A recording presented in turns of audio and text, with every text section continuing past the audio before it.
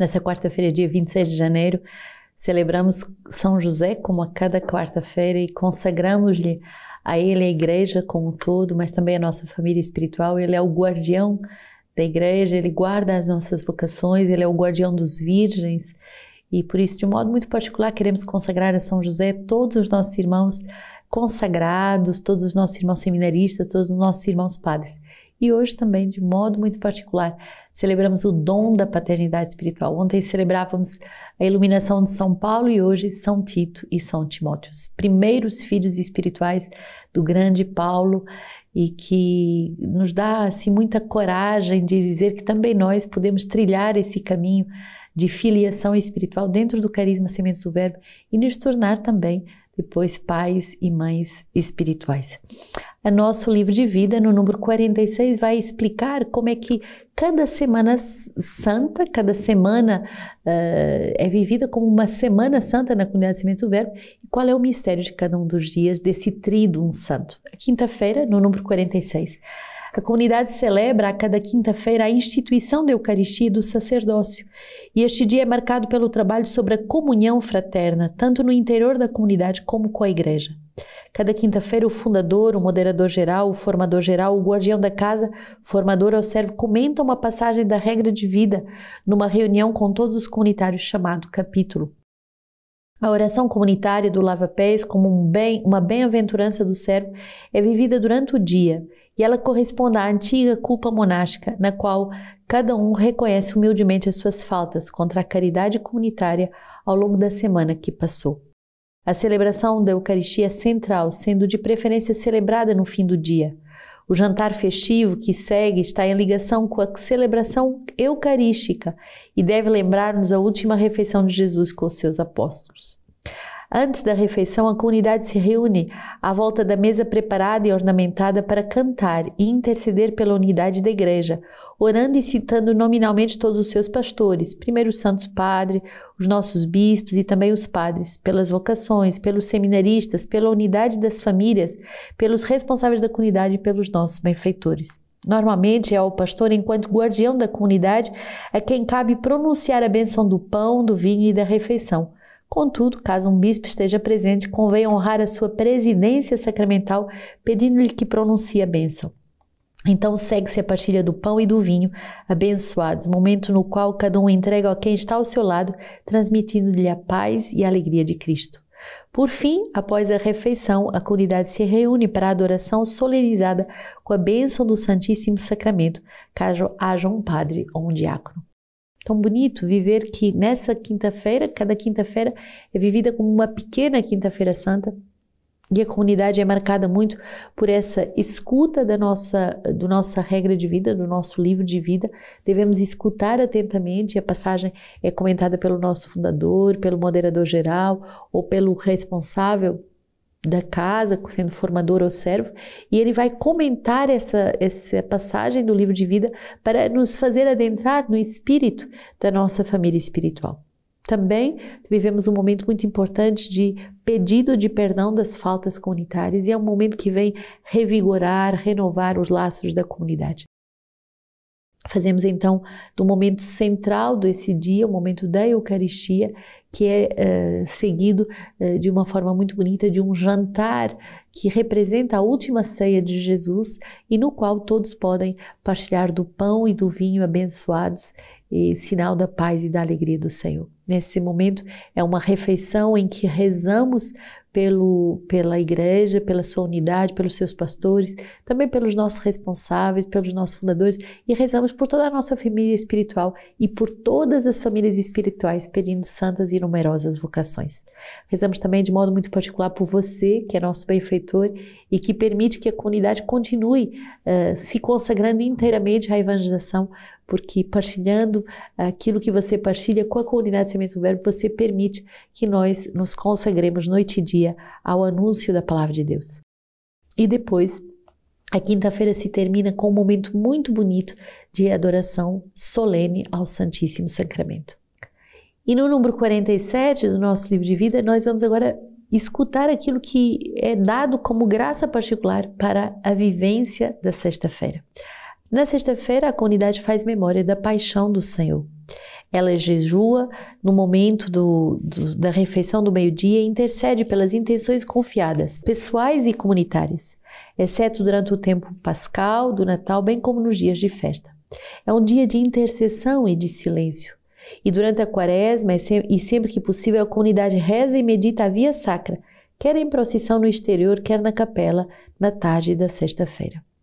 Então é bonito perceber que nesse dia de sexta, exceto nos momentos que liturgicamente não se jejua, mas no dia de sexta a comunidade inteira vai viver esse tempo de jejum, de intercessão, de silêncio, de via sacra, de meditação da paixão de Jesus para interceder pelo mundo e pedir que nos unamos mais e mais ao Senhor. Nosso fundador vai nos dizer hoje, através dessa meditação da palavra do ano, o Concílio Vaticano II reconhece a verdadeira liberdade que está no homem como um sinal privilegiado da imagem divina. Então, aprender a sermos livres e aprendermos a viver cada dia na liberdade, na especificidade de cada dia, um dia mais celebrativo do perdão, do lava-pés, mas também da unidade renovada, da adoração eucarística que acompanha Jesus na agonia. E também a sexta-feira é um dia mais marcado pela intercessão, pelo sacrifício, pelo jejum, faz parte da nossa liberdade responsável, querendo sermos espelhos da Trindade. 2 Timóteo 1, de 1 a 8, Paulo, apóstolo de Cristo Jesus por vontade de Deus, segundo a promessa da vida que está em Cristo Jesus, a Timóteo, meu filho amado. Graça, misericórdia e paz da parte do Deus Pai e de Cristo Jesus nosso Senhor. Dou graças a Deus a quem sirva em continuidade com meus antepassados, com consciência pura, quando sem cessar, noite e dia, me recordo de ti em minhas orações. Lembrado de tuas lágrimas, desejo ardentemente rever-te para transbordar de alegria. Evoco a lembrança da fé sem hipocrisia que há em ti, a mesma que habitou primeiramente na tua avó Lloyd e em tua mãe Eunice, e que estou convencido reside também em ti. Por esse motivo, eu te exorto a reavivar o dom de Deus que está em ti pela imposição das minhas mãos. Pois Deus não nos deu um espírito de medo, mas um espírito de força, de amor e de sobriedade. Não te envergonhes, pois, de dar testemunho de nosso Senhor Jesus Cristo, nem de mim, seu prisioneiro. Pelo contrário, participa do meu sofrimento pelo Evangelho confiado no poder de Deus. Que bonito essa palavra de Paulo ao seu filho Timóteo, e olhem como há esse amor de paternidade espiritual, meu filho amado. E ele vai dar a esse filho amado essa transmissão da graça, da misericórdia e da paz. E há um amor tão bonito que, sem cessar, noite e dia, Paulo intercede pelo seu filho espiritual. E deseja revê-lo, e é isso que experimentamos durante esses dias com a visita dos nossos fundadores, a alegria de revê-los e deles poderem encontrar cada um dos seus filhos espirituais, revê-los para transbordar de alegria, porque há dons do Deus que devem ser reavivados. Um momento de retiro é um momento em que há uma reavivar dos dons recebidos, há novos dons também que são contagiados, que são ministrados nas almas, e é tão bonito porque Deus não nos dá um espírito de medo, mas de um espírito de força, de amor e de sobriedade.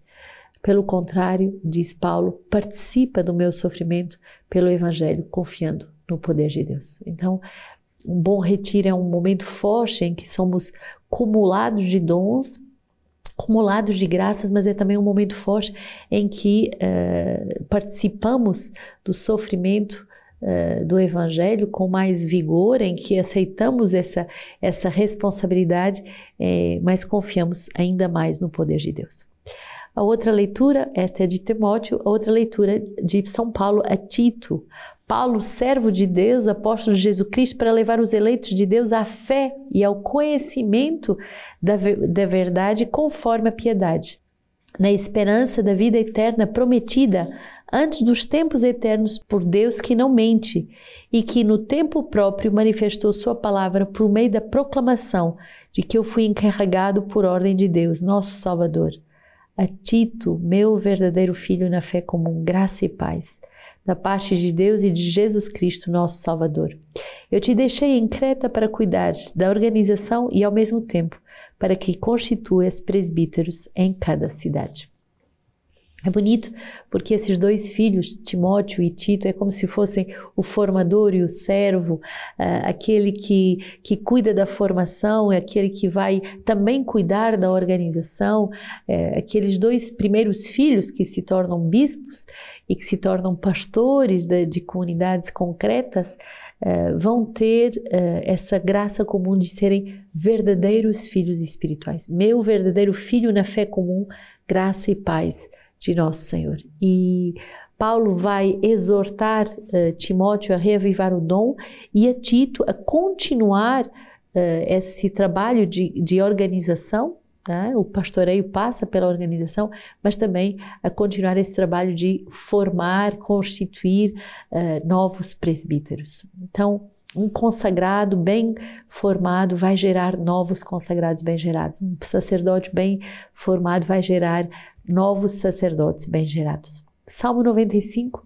Cantai ao Senhor um cântico novo, terra inteira cantai ao Senhor. Cantai ao Senhor e bendizei o seu nome, proclamai a sua salvação dia após dia. Anunciai a sua glória por entre as nações, pelos povos todos as suas maravilhas. Tributai ao Senhor, ó famílias dos povos, tributai ao Senhor glória e poder, tributai ao Senhor a glória do seu nome. Dizei entre as nações, o Senhor é rei. O mundo está firme, jamais tremerá. Ele governa os povos com retidão. O Senhor quer nos dar essa firmeza, Ele quer nos dar de verdade essa retidão que faz com que a nossa vocação seja uma vocação sólida, uma vocação firme, uma vocação que não treme por causa de pequenas ou grandes provações, mas uma vocação constituída na sua palavra. Lucas 10, 1 a 9, o Senhor designou outros 72 e os enviou 2 a 2 à sua frente, a toda a cidade e lugar que ele próprio devia ir. E disse-lhes: a colheita é grande, mas os operários são poucos. Pedi, pois, ao Senhor da colheita que envie operários para a sua colheita. Ide, eis que eu vos envio como cordeiros entre lobos. Não leveis bolsa, nem alforje, nem sandálias, e ninguém saudais pelo caminho. Em qualquer casa em que entrardes, dizei primeiro paz a esta casa. E se lá houver um filho da paz, a vossa paz irá repousar sobre ele. Se não, voltará a vós. Permanecei nessa casa, comei e bebei dos que tiverem, pois o operário é digno do seu salário. Não passes de casa em casa. Em qualquer cidade em que entrares e fores recebido, comei o que vos servirem. Curai os enfermos que nela houver e dizei: o reino de Deus está próximo de vós. A palavra de Deus é forte quando ela nos envia 2 a 2 como ministros da sua palavra e quando ela nos constitui para sermos operários da sua messe, para podermos verdadeiramente evangelizar. E evangelizar não sobre as nossas capacidades ou os nossos meios ou aquilo que nós pudemos acumular, mas evangelizar contando apenas com a graça de Deus. Contando com essa paz que é a graça do próprio Deus. Sejamos ministros do Evangelho, sejamos ministros da evangelização e nesse dia de São Tito e Timóteo peçamos esse coração filial, capaz de evangelizar a tempo e a contratempo. Quem foi Timóteo? Timóteo nasce em Listra, a cerca de 200 quilômetros nordeste de Tarso, era filho de mãe judaica e de pai pagão, e quando São Paulo passa por aqueles lugares, no início da sua segunda visita missionária, ele escolhe Timóteo como companheiro de viagem. Ele era muito estimado pelos irmãos de Listra e de Icônio, foi-nos dito isso em Atos 16, 2, mas o faz circuncidar por causa dos judeus que viviam naquela região. Então, Atos 16, 3. E como o apóstolo dos gentios, Timóteo vai atravessar a Ásia Menor e vai até a Macedônia, depois acompanha Paulo a Atenas, de onde foi enviado para Tessalônica, e daí prossegue para Corinto, onde vai colaborar com a evangelização da cidade. A figura de Timóteo se destaca por ser um pastor valoroso e, segundo a história eclesiástica de Eusébio, Timóteo foi o primeiro bispo de Éfeso. Algumas das suas relíquias encontram-se desde 1239 na Catedral de Termoli, na região italiana de Molise, proveniente de Constantinopla. E Tito, da família grega, ainda pagã, vai ser convertido por São Paulo numa das suas visitas e viagens apostólicas e torna-se o seu colaborador e filho espiritual. O apóstolo dos gentios leva-o consigo a Jerusalém no momento do concílio apostólico, que acontece no momento de controvérsia sobre o batismo dos gentios, e quando o apóstolo se opôs categoricamente à circuncisão deste cristão na Antioquia. Então, Tito vai tornar-se o símbolo vivo do valor universal do cristianismo, independente da nacionalidade, da raça e cultura. Quando Timóteo vai para Corinto, então, Paulo vai confiar a Tito a tarefa de levar aquela comunidade rebelde à obediência. De fato, ele consegue estabelecer então a paz entre a igreja em Corinto e o apóstolo dos gentios. E a seguir, Tito vai ser novamente enviado por Paulo a Corinto, qualificando de meu companheiro e colaborador. Muito bonita essa passagem em 2 Coríntios 8, 23. E ele vai organizar essa coleta em favor de Jerusalém. Das homilias de São João Crisóstomo, bispo do século IV, escutamos assim, quando comentando a palavra de Paulo: combati o bom combate. Na estreiteza do cárcere, Paulo parecia já habitar no céu. Recebia os açoites e as feridas com mais alegria do que outros recebem coroas de triunfo. E não apreciava menos as dores do que os prêmios, porque considerava estas mesmas dores como prêmios que desejava e até chamava de graças. Considerai com atenção o significado disso. Prêmio para ele era partir, para estar com Cristo, ao passo de que viver na carne significava o combate. Mas por causa de Cristo sobrepunha ao desejo do prêmio a vontade de prosseguir o combate, pois considerava ser isso mais necessário. Estar longe de Cristo representava para ele o combate, o sofrimento, mais ainda, o máximo combate e a intensa dor. Pelo contrário, estar com Cristo era o prêmio único. Paulo, porém, por amor de Cristo, prefere o combate ao prêmio. Talvez algum de vós afirme, mas ele sempre dizia que tudo era suave por amor de Cristo.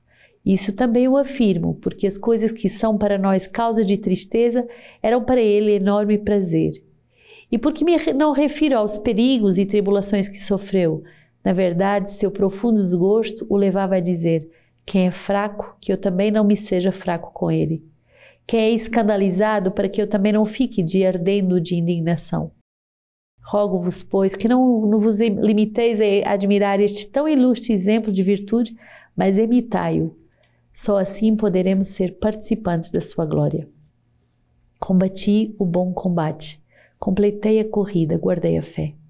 Agora está reservada para mim a coroa da justiça, que o Senhor, justo juiz, me dará naquele dia, não somente a mim, mas a todos os que esperam com amor a manifestação da gloriosa vinda. Peçamos essa grande graça de combatermos o bom combate, de completarmos a corrida e de guardarmos até o fim a fé que é nossa, mas também a fé dos outros. Que Deus nos abençoe nesse bom dia de retiro dos nossos irmãos da vida consagrada masculina.